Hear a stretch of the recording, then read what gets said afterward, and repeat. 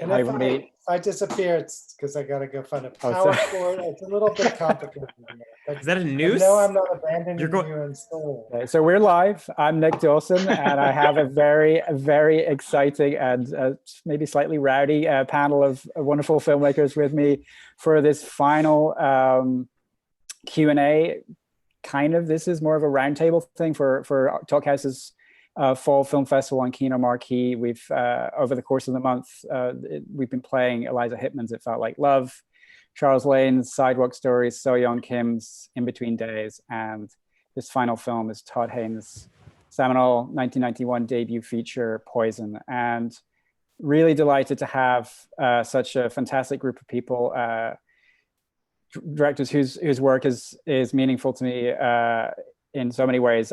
Kelly Reichardt, whose new film First Cow is out now on VOD, and well, I mean, everybody's films are wonderful, but that's one of my films of the year, as is Jeremy Hersh's wonderful The Surrogate, also now I think kind of everywhere on VOD pretty much, or at least easy to find on VOD.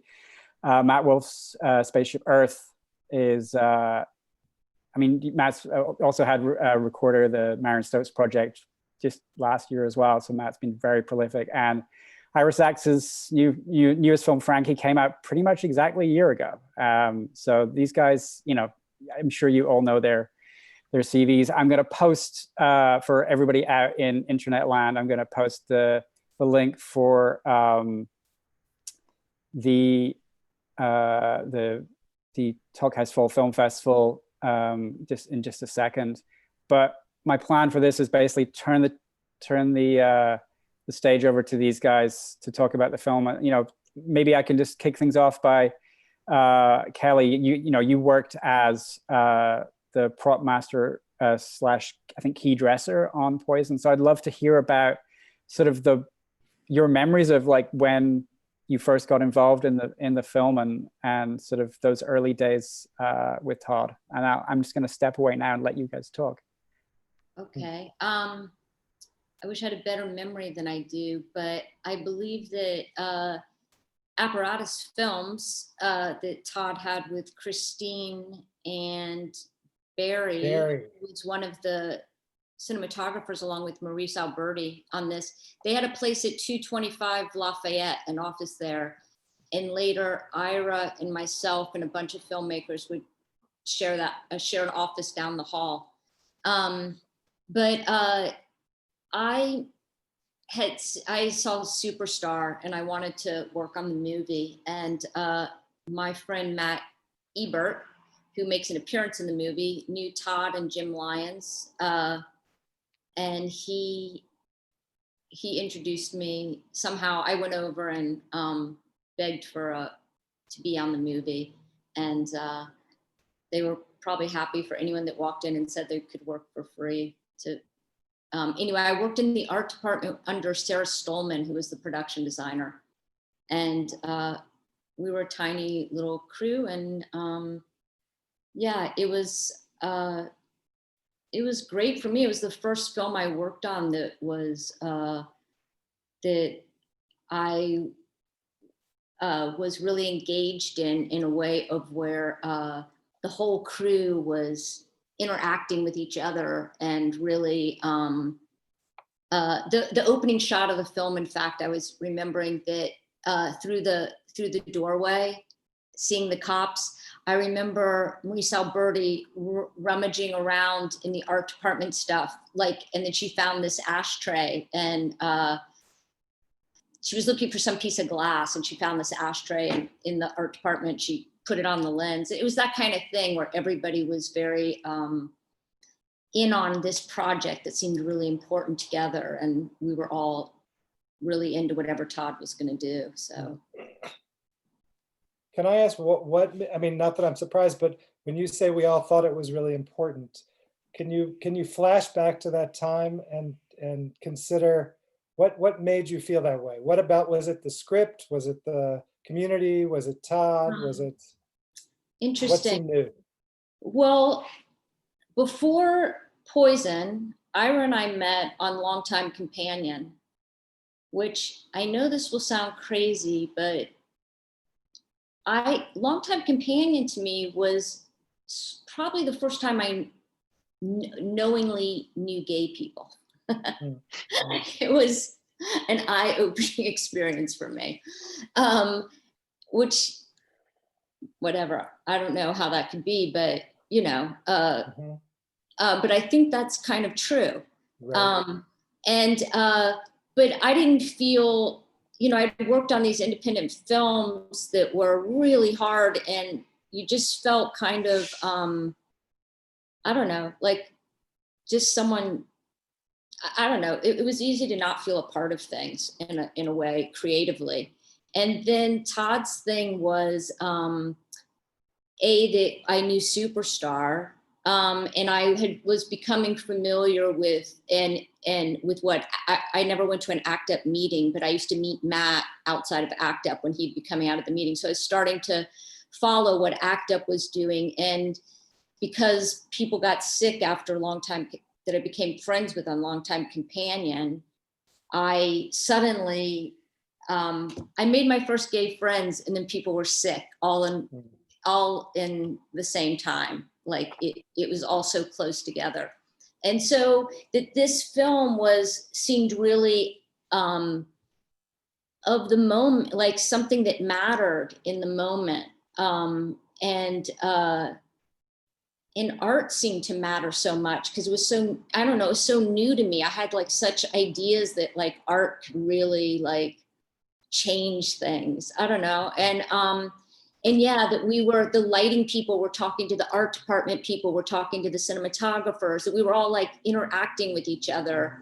And Todd was so particular. I can remember when we dressed the room at the classroom, and one of the first times I saw Todd on set, because I was always kind of working on the next set, he came onto the set and he went like, made a beeline right over to a jar of pencils that were on the desk, and he just like went over and selected like 4 of them out of the, and I was just like, oh my God, this guy's like really paying attention to every little thing. And it's just, it made you just want to, just wanted to please, like, just, I don't know, it felt artistically important and sort of politically important. Mm-hmm. And so Matt and Jeremy, you guys probably saw it in a half a generation after this, right? Like I saw it in '91 when it first premiered at Sundance. So I was at probably the first screening of the film, and Kelly had worked on it. But so it meant, and for me, I will say it was both its content, which seemed speaking to a kind of transgressive conversation, and also a queer conversation, that I was very a part of, but it was also the form was really, really significant to me as an artist, and I think to many of us. And somehow Todd was taking the same things that I always felt like Todd was like an older, like 3 years older in college. Still do, by the way. You know, he's like the senior, and I'm constantly the freshman.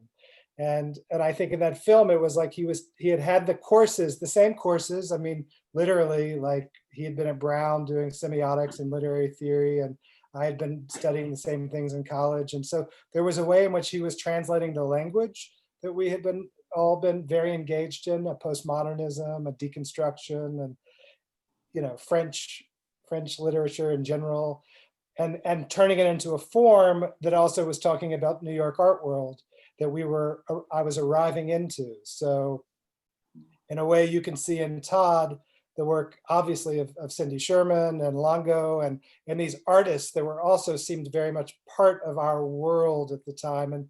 And he was translating those images into narrative features, which was like a permission, I think, to some extent for me as an artist, and an important one. But you guys, when did you first see the movie? I think I saw it probably in 1997 when I was a sophomore in high school. And I was like a gay teen activist in San Jose, California, and self-described gay separatist. So I had a lot of time on my hands. And I got into punk and indie music and was at the record store and discovered that there was an independent art house movie theater. And really, you know, I wanted to be not normative. I was into transgressive things. I thought being gay was transgressive, even though at that moment it was becoming more mainstream. And I wanted to find art and film and music that spoke to that. And, you know, I used America Online and typed gay art and found like David Wojnarowicz. And, you know, I went to the library and they had Mystic Fire VHS tapes of Maya Deren and Kenneth Anger. But remarkably, Blockbuster Video in San Jose had a gay and lesbian section. And it's where I saw most of the new queer cinema. Like I saw Tom Kalin's Swoon and Derek Jarman's Caravaggio. I might have even seen like Go Fish. But the film that made the biggest impression on me that I watched many times from Blockbuster was Poison. And to me, like you were saying, Ira, it was something I was at that time in my life like a sponge trying to absorb any cultural material that felt alternative and gay. And this film is kind of like a stew of those types of references, but also the form of it felt transgressive. It didn't occur to me that it wouldn't just be content or story that was transgressive, but actually form. And that I was watching experimental films, but it was really revelatory to see a feature-length film that was engaged in storytelling that used some of the tools and ideas of experimental film. Mhm. And that just like the sense that you could put together things that don't fit together and make it work became something that really inspired me and made me want to be a filmmaker. Jeremy? The first time I saw this was extremely recent. And it's funny actually because you know, I knew that it had this sort of backlash from like the religious right, kind of stemming from it having received the NEA grant. So I was like waiting, you know, for the like the sex in it to be you know, explicit, and it was almost, you know, PG-13, you know, from today's standpoint. But I love what you're saying, Matt, about like the formal queerness of it. I remember when I applied to your like queer art mentorship thing like years ago, I was just thinking about this because you know, there was like an essay question that was asking about, you know, who's a queer artist that has really inspired you, and I was writing about Adrienne Kennedy, the playwright, who's been a heterosexual, you know, her entire life, but her work, you know, is like so, you know, not following like a traditional structure. Yeah. But yeah, I only saw it for the first time recently. I It's must interesting because confess. we talk about it being transgressive, but in a way it was also popular. It went from being, you know, if the theory in the film was about transgression, it was also about a lot of other. I mean, to me, what was apparent when I just watched it today is that it's a film that's really painfully about shame and repression. And throughout the film, there's like it's a very, very tortured film, which seems in some ways to be something you could say about a lot of Todd's films. I mean, it seemed much more directly personal, having watched it now in the context of his whole, you know, career. Throughout, there's like this unrealized, impossible love that seems to be. I found it much more painful than I remembered, I guess is what I want to say. Something I also thought was interesting at that time as I was seeking out alternative gay culture is that so much of the films that were doing that were engaged with history in an alternative way. Like, you know, even though there was political urgency surrounding AIDS and like, you know, queer identity was under attack with Jesse Helms and the culture wars, it was interesting to me that these artists of this generation were reimagining or recasting history, and Poison is, in terms of its kind of reimagination of Baudelaire and Genet and reappropriation of film noir. It's just interesting that it was transgressive at that moment to reflect on the kind of crises of the present, but through a re-examination of the past. And it's something that still I feel connected to today as well. And I guess I wonder if you guys from that period, if you felt tapped in, why a bunch of artists were doing that in film. Kelly? It's funny. I was, you guys were much more sophisticated than me at a young age, because I think I was just like, I don't have the context for any of those things. I just was never around artists, and Todd was probably the first artist I was around. And so, and the time did seem urgent. And so I guess that those things could come together to me was just kind of, yeah, I don't know. Can you separate between what you thought about the world of the people making the movie that you were a part of, and what but you I thought can't about, ever do that. what you thought of the movie in the world, itself? no, the world, do you mean in the film itself? Well, yeah, I'm just sort of Yeah. wondering how, because to me, the film, what comes to mind, even though it's not explicit, is that it was sexy to me as a queer viewer. It was a sexy film, even so. And I'm just curious what you thought of the film. I know. This is every interview I do about my own work. I just, as someone said, I'm so nuts and bolts. I just don't have the vocabulary to talk about. I don't know. I don't know how to talk about films, really. I just, I always talk about the making of, because to skirm the, But some films move you and some films of don't. course. I mean, I study films, I teach films, Right. to talk about them. No, I do find it a painful film. It's about searching identity, like all those, like the opening shots down the hallway, it's the same as Karen Carpenter being found on the floor. There's so many sort of repetitive sequences in Todd's films, searching sequences that appear over and over and over again in different styles in all his films, but they're all identity based and trying to be okay with who you are. And yes, Impossible Love, and also like a kind of, a kind of, his like whole naughty thing that he has going on all the time. I can't think of another word for it. And then, the scenes with Jem,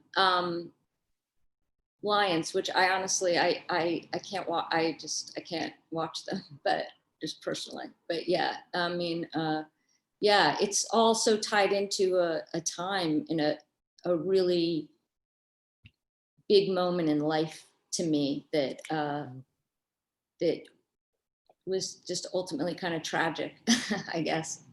So I don't know. It's hard to just look at the film as its own thing. One thing I thought about watching it was, and we're talking about the issues that the film kind of roots around and looks into, and that time, and how as people kind of trying to examine the status quo, there's no examination of race in the film, which doesn't mean every film needs to be, but it's interesting as activists, and as that our ability to kind of miss issues that were so prevalent, that somehow did not seem prevalent to us as white filmmakers. Mm-hmm. It's a very white film. Yeah. Well, the doctors, it's funny. I was thinking how in the scene with the doctor says, I object, when he's talking about, I was thinking like, oh, that black man probably wouldn't have that role in life that he's having in the film. And it felt like purposeful inclusion kind of casting. Mm-hmm. That like a sort of washing over the racism of the period. But which period? The 90s, Right, 'cause or the 50s? yeah. That's what I'm just bringing up, because here we all are, a bunch of white people having this conversation, and it's just interesting to think how unimportant race was to the conversation in New York from my perspective in '92 within the art and cinema world. I'm really glad that you show Sidewalk Stories, and there were definitely filmmakers who were different voices, but that was not the center of the conversation for the world that I was in at the time. And just, I'm not mea culpa. I found it interesting in this moment to watch it. Nobody has any thoughts on that?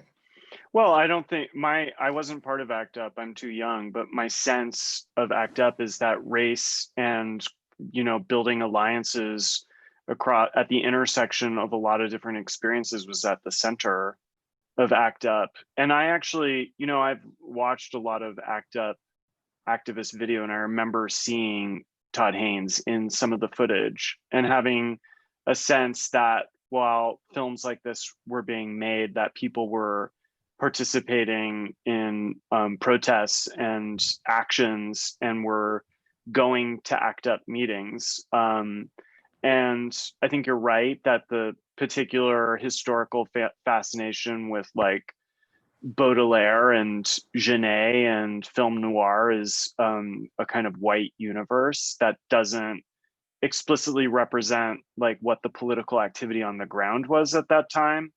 And that's the case, but at the same time, I get the sense through the filmmaking, not just like through knowledge of the film, but through the filmmaking, you can kind of feel there's a scrappiness to it, and you can kind of feel, or at least I fantasize or imagine, that the people making this film are also going to protests or also going to ACT UP meetings. I don't know if that was the case, or even to funerals, but that was my sense. What's that, Kelly? That was the case.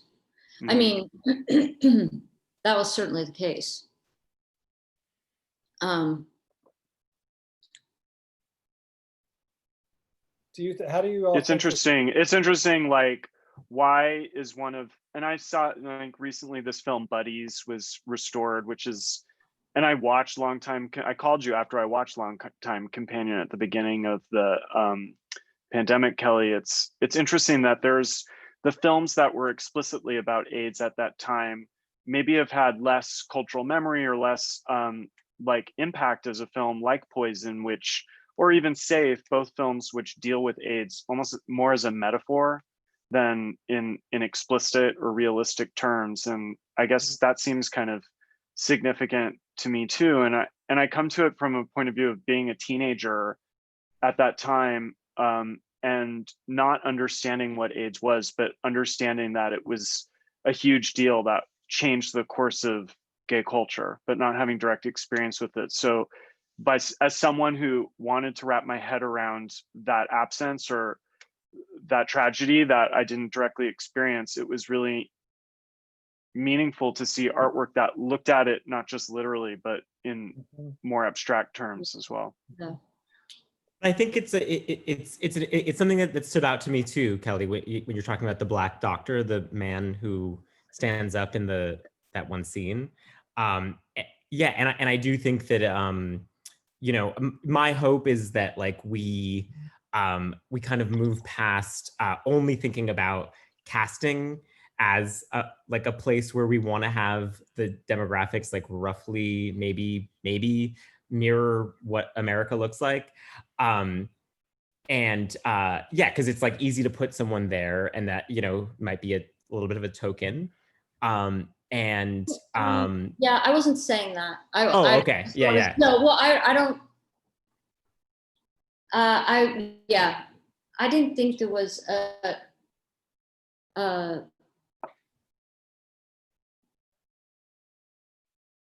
Yeah, that's not exactly what I was saying. Sorry, not being very. No, I didn't think that's what you were saying, but you referenced that scene, which Yeah. also Yeah. stood out to me, and this is my interpretation of it.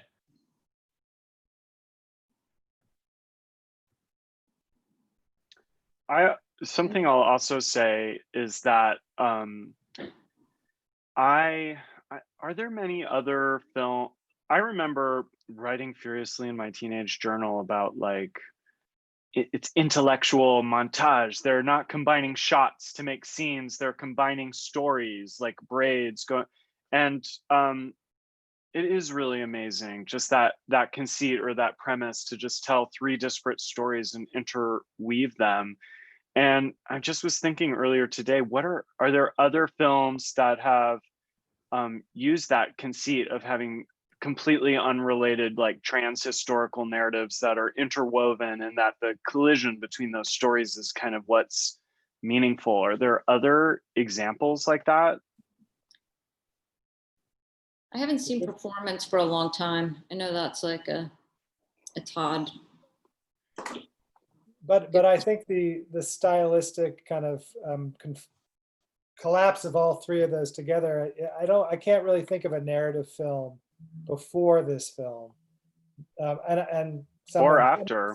some film historian, hopefully, who's listening to this, who knows films, you know, a little bit before us. I mean, I think, you know, hopefully they can provide some answers, or maybe we can ask Todd at some point, or like if there was a direct influence to this idea of three different times, three different stories, three different styles. It did feel to me very postmodern. I mean, which was a very 90s thing, which was to place periods against each other to draw attention to the artificiality of all. Mm-hmm. And in that way, it looked to some extent like collage and 90s artwork, visual artists, I would say. I mean, again, I just kept, it seemed to me Cindy Sherman was like, I don't, you know, it was, at least to me, seems to be so much a part of this movie, this idea of taking the image that is stock and turning it on its head.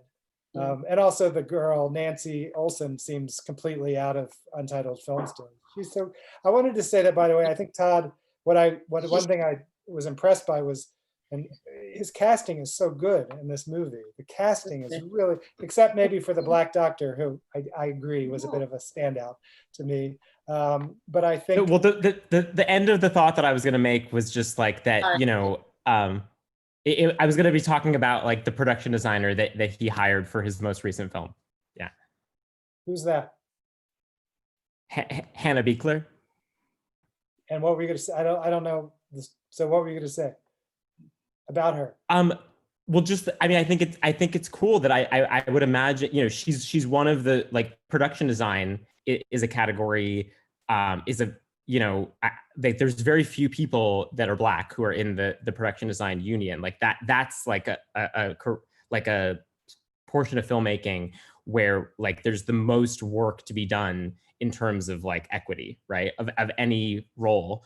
Yeah, so he, I mean, I wish this were not the case, but I would imagine that, you know, a lot of people kind of think like, oh, well, she would only, like, they only would think of her for like a movie about Black people. And he, you know, he hired her to design Dark Water, which I think that's like a cool example of someone of like, you know, like, yeah, I think that was cool. Can I ask a question? I think the casting of the film is great. Yeah. Can I ask a question to the group?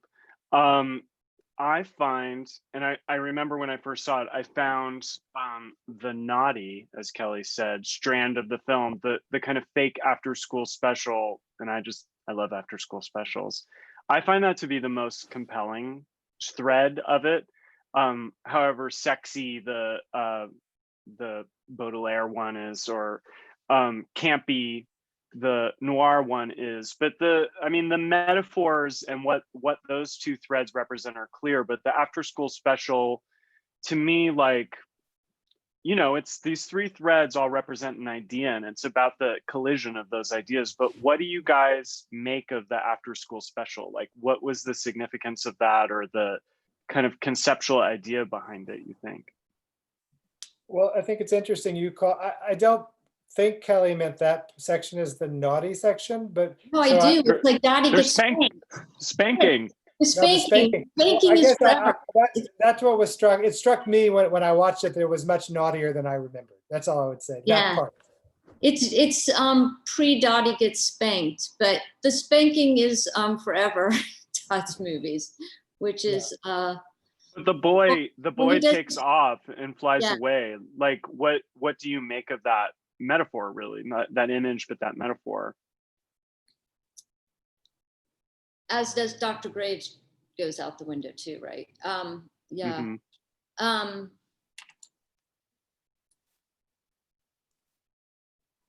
I know it's all going to become clear when Todd does his Freud movie. Oh, he's doing a Freud movie. Oh, cool. He's always since Brown wanted to. I don't know. Yeah, but if he will, but Well, yeah, the out the window, and his mother realizes that he was he was a gift from God. Is that There's like a psychoanalytic sexual Yeah. thing that happens when he observes them having sex, and then he like, Yeah.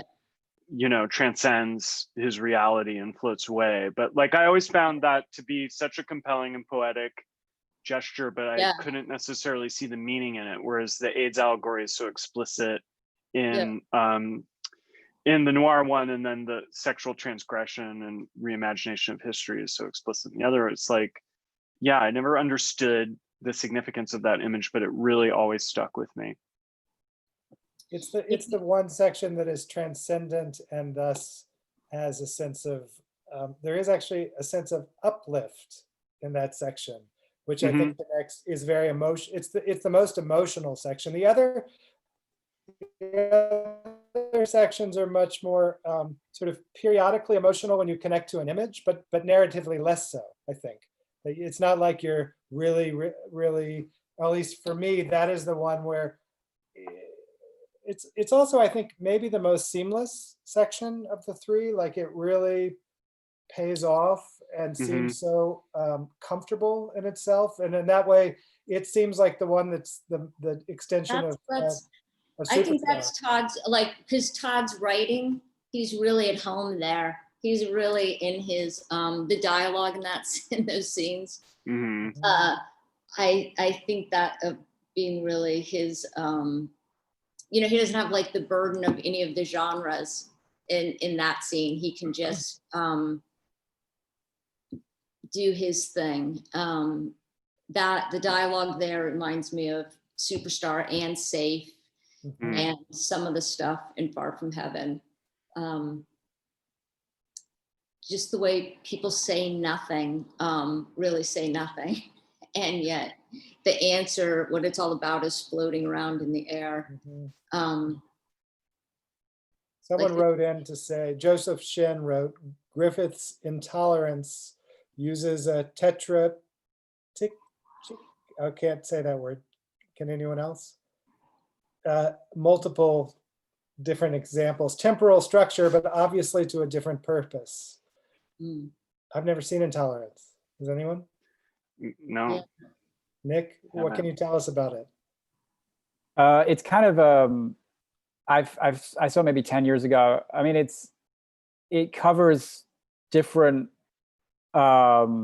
like historical periods. Like I think there's a contemporary one, and there's like a biblical one. But I think it's much more thematically unified, and sort of, whereas I think what's kind of so compelling about Poison is the fact that there's an interplay between the sections, but they're not sort of all pushing in the same direction.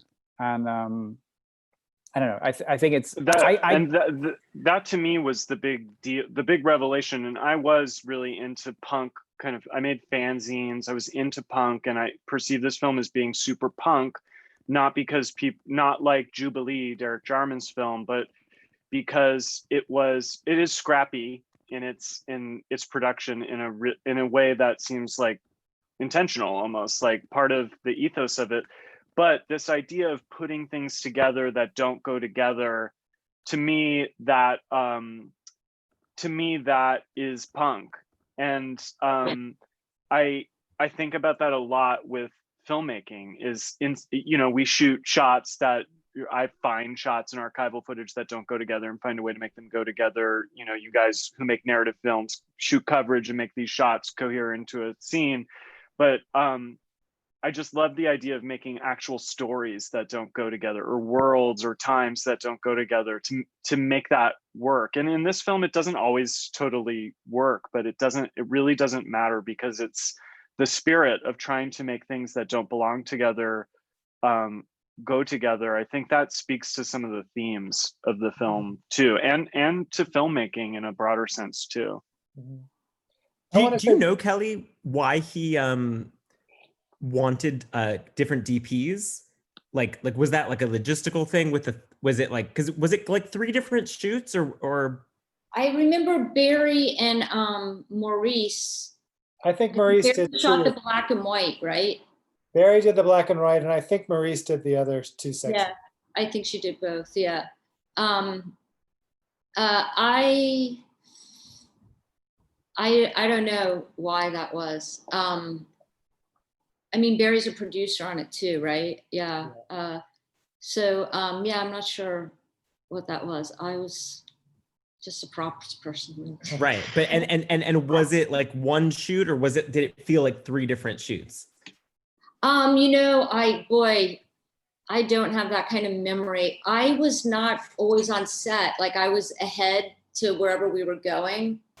But no, it was a short, compact, kind of vigorous indie film situation there. So I don't think things were no, I mean, I remember shooting the hot dog scene, of course, across the street from Lafayette, in Lafayette Place, which is a taco place now.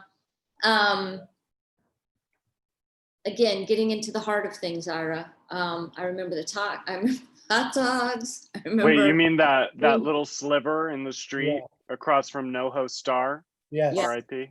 BDFM, which always sounds like a BDSM with a lisp. Yeah. Okay, I have another question for Kelly or Ira.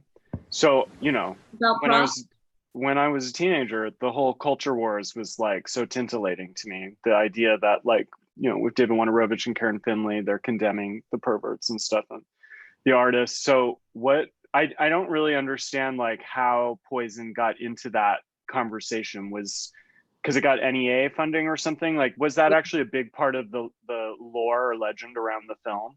It was, yeah, it was I mean, I remember going to see a crew screening, and that was all the talk, because they used the film to get rid of NEA funding, right? Isn't that part of it? That, meanwhile, anybody listening, you should check on anything I say.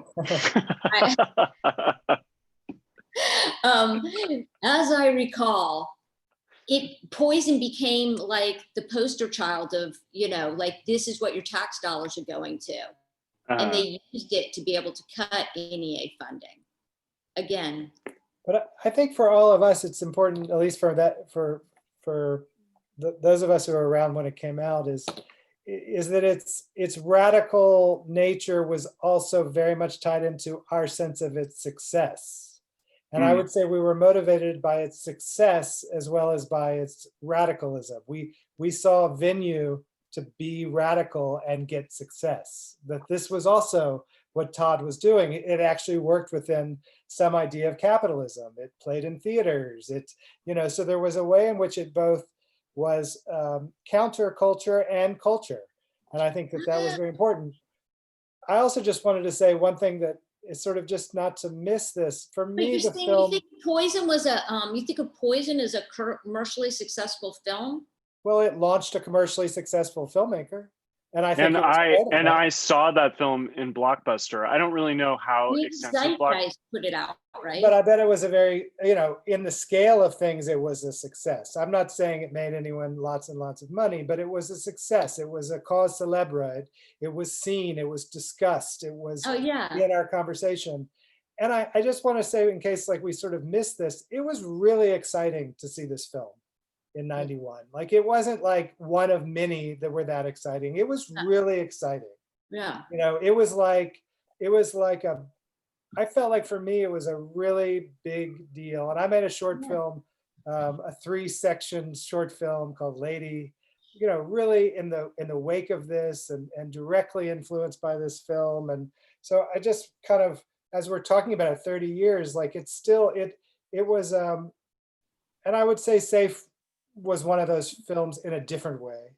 But we're talking about when, like, especially when Poison came out, it wasn't, I mean, this beginning of gay independent filmmaking and all, but it wasn't like there were 50 million movies to go plow through. It was like, oh, this is coming out, and this, you know, and it felt, but it felt that way when I guess what I was trying to say about making it is it felt that way, making it, like being part of it, just like that, for some reason. It was a special thing that everybody was part of, you mean? Yeah. Yeah. I Or wanna say- you could tell it was something that was unlike anything else ever being made. Completely. Yeah, completely. That must have felt really exhilarating, I can imagine. Yeah, it was. I Yeah. also think we should, like, when you say it's beginning of a certain kind of gay cinema, and it was definitely the beginning of what, as someone meant, Ruby Rich called new queer cinema. But I think it was also accessing this set of European films specifically, and some Asian Japanese films, but specifically Fassbender and Pasolini and those works that all of us were also watching, but had not quite caught on in at least in independent American cinema. Like, this is a direct allusion to Fassbender. Oh, of course, yes. So I think that was also like, there was a conversation in the middle of that connected us to these films that were incredibly important to many of us at the time. Yeah, but as you were saying, I think there was like late 80s, early 90s, like a lot of transdisciplinary interests, like art world, film world crossover. And I feel like this film is one of the most successful examples of that, both in terms of like semiotics and critical theory of the 90s actually being expressed in what's actually a good work of art as opposed to like a bad didactic piece of art, but also just like, you know, conceptual reference points from the art world finding expression in a feature-length film. It's that kind of happens now, but I feel like this film, even 30 years later, is one of the more successful examples of that. We have a question, and this, you were just talking about this person. So this person, Chris Casingham, has asked us, I've always admired Ruby Rich's work on the new queer cinema, sort of establishing what is seen loosely as a queer canon. Are there films from maybe the last decade that could belong to a more contemporary queer cinema? Well, that's a big question. Ira knows that. Ira has an answer. Well, and Chris also writes, do you think that there is even a need to establish parameters for one anymore? So is there need for something called queer cinema? You know, I don't have an answer to that directly, but just to say, there's always this idea that we're going forward. And I think in cinema, often we're going backwards. Like, to me, like, it's not like we're in a sense, like our country, we're not in a sense of progress. And I think this is maybe shared, you know, we're not necessarily more radical, more open, more queer than some of the filmmakers I was talking about previously, like Pasolini and Fassbender and Visconti and various filmmakers who I feel like were like, I think that part of the problem with independent cinema is it has become so part of an industry that the work is more safe. It's more safe. So in terms of the new queer cinema, I don't know. I mean, new. It's always a challenge to counter the normative imagery, and that's a great challenge for me as a filmmaker. Is like, how do you continue to ask yourself those questions? How do you still continue to take risks? And this, I mean, yeah. I have a thought too. It's like, I yearn for a time in which queer culture, gay things were transgressive. I mean, that was so important to me as a teenager. I think because I really felt like this is the year Ellen DeGeneres came out and Matthew Shepard was murdered and it was this hot button issue. Like I yearned for being gay to be this underground transgressive thing. And I guess that's retrograde in a certain sense, but it is really, I think, a continuum in culture where things that are underground or transgressive become mainstream. And that's really true of film. It's really hard to find films that are like kind of underground cultural phenomena that you only know about because a friend told you about. It's just not how our culture is anymore. I think, ironically, Superstar is probably one of the biggest examples of that because it was a banned film and it's a super transgressive film that you would have to get because someone gave you a VHS tape. And I think I wasn't there when Poison came out, but it just has those ethos of being this thing that people would tell you about that you would go find and see. And by doing that, it was kind of like countercultural in a way. And I think we don't find that as much with film now. I think just because of the means of distribution and the internet and all that stuff. But like, I would spin that also in terms of queer culture. It's like, I think I'm always longing to find both film and queer cultural stuff that feels transgressive and that is that you have to learn about through other people who share excitement around it. And so we're in a different time. I think it's harder for that to happen. Kelly, would you, in that idea, would you, you could say First Cow is a new queer film in terms of it. And I'm curious what you think about that. I don't think of it that way, I guess. I mean, I never,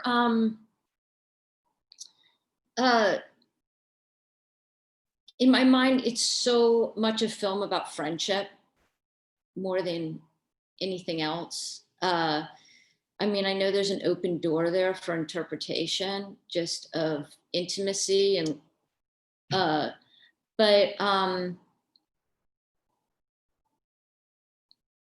I don't know. I guess I don't, it's for whatever anybody takes with it, but it doesn't, yeah. But it's interesting to think about the friendship between the two men in your film and the sensitivity and the intimacy between the two men in the Genet section of this film, which is But maybe. his is so sexual. The Genet is so sexual. But the common line to me is tenderness. And so less sexual acts and more tenderness between men, which, I'm not looking to label anything. I'm just sort of saying there is a. I think you are. I feel you are. I feel you're looking for a label. No, definitely not. Yeah. No, but it's intimacy from different times in which that intimacy couldn't find a typical form of expression, and there is a parallel there between the Genet section. In both places, there's no women around. Mm-hmm. Like the female option is not really an option. You're also reworking, and again, I'm not saying this is queer, but you are also reworking a genre in your film. So in a way that, in a very different way than Todd is doing, but you're using genre in a very conscious form and subverting it radically, I would say. Yeah. Talk about the caper. Well, it's also, I think, just historical imagination and historical fantasy. It's like having read books like, Our Lady of the Flowers or seen Fassbinder's Corel. It's like, I love when movies bring to life something that historically would never have been seen or couldn't have possibly been seen. And First Cow is an example of that, but just on a historical level, you couldn't photographically see all those things. But I think, that's part of what I love about Swoon too, is the historical fantasy of it, and kind of reclaiming it as your own thing, and using your imagination. I love when films do that. Yeah. I really relate to what you were saying. Sorry, Jeremy. Go. I relate to what you were saying, Matt, about about like nostalgia for like a bygone era in which like queerness was like more transgressive. I was born in 1990, so I have an immense like amount of privilege. Like I've never really felt unsafe, to be honest. And so you know, that kind of like the idea of like being involved in like a controversy and like making a movie that you know, would like, yeah, be controversial, like that's like really like exciting to me.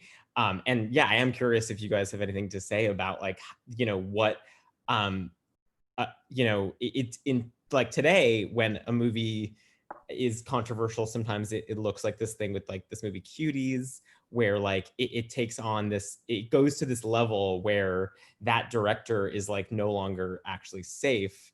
And yeah, I wonder like if in the internet age, it's like, it's different just because of like the way that the internet is, and having kind of nothing to do with the way that our mentality towards you know, homosexuality has changed. The Cutie situation is so sad. I feel for that Yeah. filmmaker so much. But I mean, you know, the French sense, filmmaking community has rallied behind her, so I feel like she will have a career there. yeah, but I also feel like when in this period of the culture wars, that, you know, Karen Finley being on the front page of the New York Times, you know, these things added a kind of novelty to the artwork too, that enhanced its audience. You know, like I think it's awesome to be part of the culture wars in a sense. I don't know if that would be the experience of the artists who were, you know, who were part of it, but to me it creates legend around the artwork, you know. And I think it's like the controversy surrounding a film like Poison seems really compelling to me. I don't think it hurt the film, is my sense. No. Excellent. Well, thank you so much to all of you, to Matt, Jeremy, Kelly, and Ira. This has been fantastic, and you know, go watch all of their films. You know, and also while I'm plugging things, go forage on Talkhouse. Go listen to Kelly on the Talkhouse podcast talking with Olivier Assayas. Listen to Ira talking to Stacey Passon, and the wonderful piece that he wrote about the Satyajit Ray movie that inspired, or sort of is a companion piece of sorts to Frankie. Matt has a wonderful piece on Talkhouse about the art of interviewing, and Jeremy wrote a wonderful piece on Christian Mungiu's Beyond the Hills. This has been a real pleasure. Please go follow the link in the chat to the Kino Marquee Talkhouse Film Festival, and go watch Poison and all the other movies. For me, Nick Dawson, good night. Thank you so much. And from Matt, Jeremy, Kelly, and Ira, really appreciate you doing this, and we'll see you soon. Thank you so much. Good to see you all. Take care. Bye. Bye. Take care, guys. Thanks. Hang in there. Bye. Yeah.